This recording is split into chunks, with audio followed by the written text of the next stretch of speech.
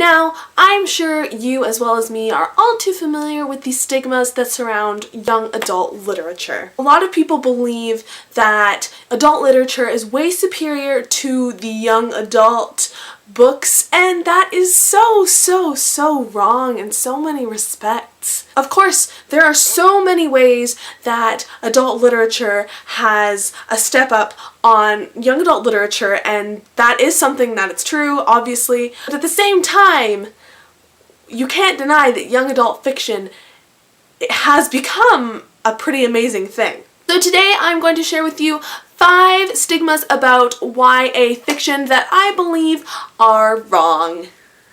The first stigma is one of the ones that is probably one that I hear constantly at the bookstore that I work at, and there are people that are standing outside the teen section of our bookstore and they're like, oh no, I don't want to go in there, there's just books for teens in there, you know, I don't want to try any of those.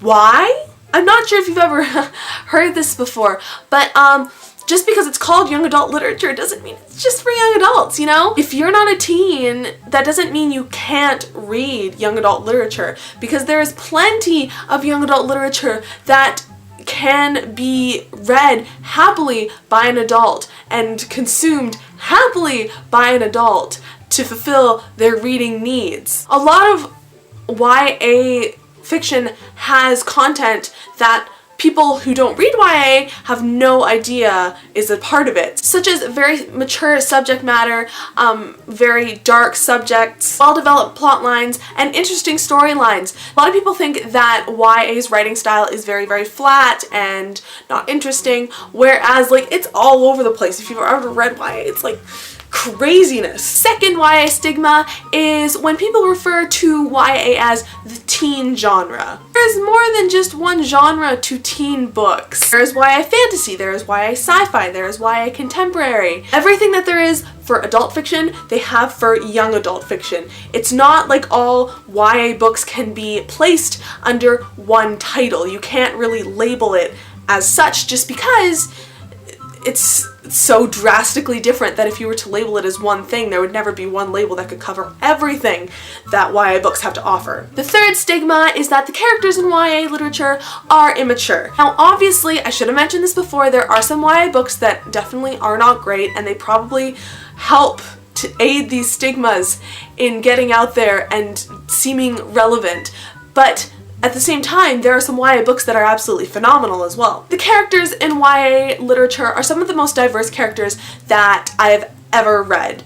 Just because teenagers are usually the characters in these books, but the teenagers in YA don't always act like teenagers. They kind of act more like adults because, of course, usually adults are writing these young adult books. Teenagers have some of the most interesting traits because they're just kind of discovering themselves and figuring out who they are as a person, which leads to very interesting storytelling because you can have a very diverse character with lots and lots of different traits, whereas some adult characters can be very static and non-moving as they have already determined who they are and who they want to be, whereas teenagers are just kind of developing that. Of course, teen characters are going to make teenage mistakes, and sometimes that can make them seem a little immature, but would it really be realistic if you had a teenager that didn't go out and get drunk and go out and like get caught driving or go out and get in trouble for something?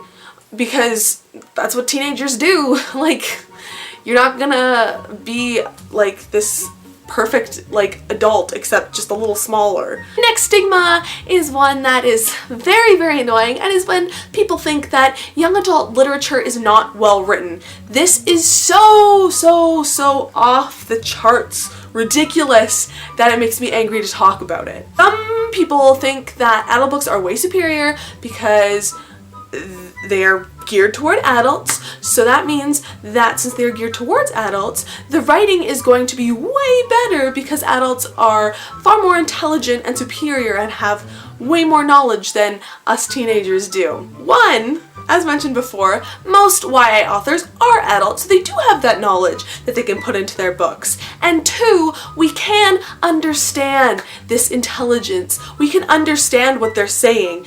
and we like to learn from books. So if you have a book that's just everything we know, and it's just this boring book full of nothing new, everything that we just understand already, it's not going to be interesting. YA is so vastly diverse that there are so many different types of writing that is phenomenal that you need to kind of just read it, and then you'll see that it's well-written work. It's like, you're not going to get published if you're not at least mediocre.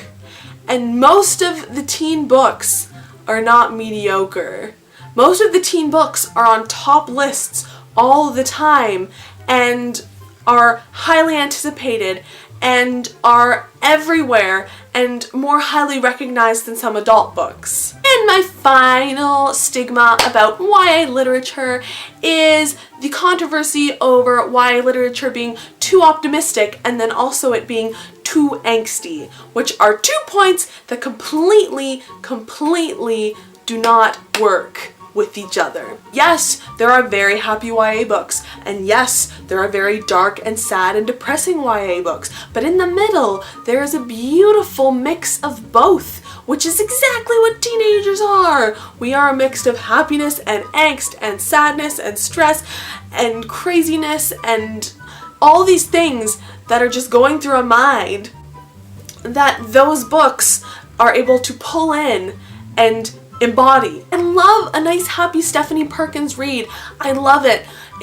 They're so happy. They make me so happy. Depressing books are always really interesting to me as well. I always love reading about dark books and dark subject matter. All YA books fit into the category of happy or sad. The majority of YA books are going to be in the middle, like not just like floating within these two columns. Like, do you not get what I'm saying? So those were some of the stigmas that YA books face constantly. Leave a comment down below if you know of any other stigmas that YA books faced constantly.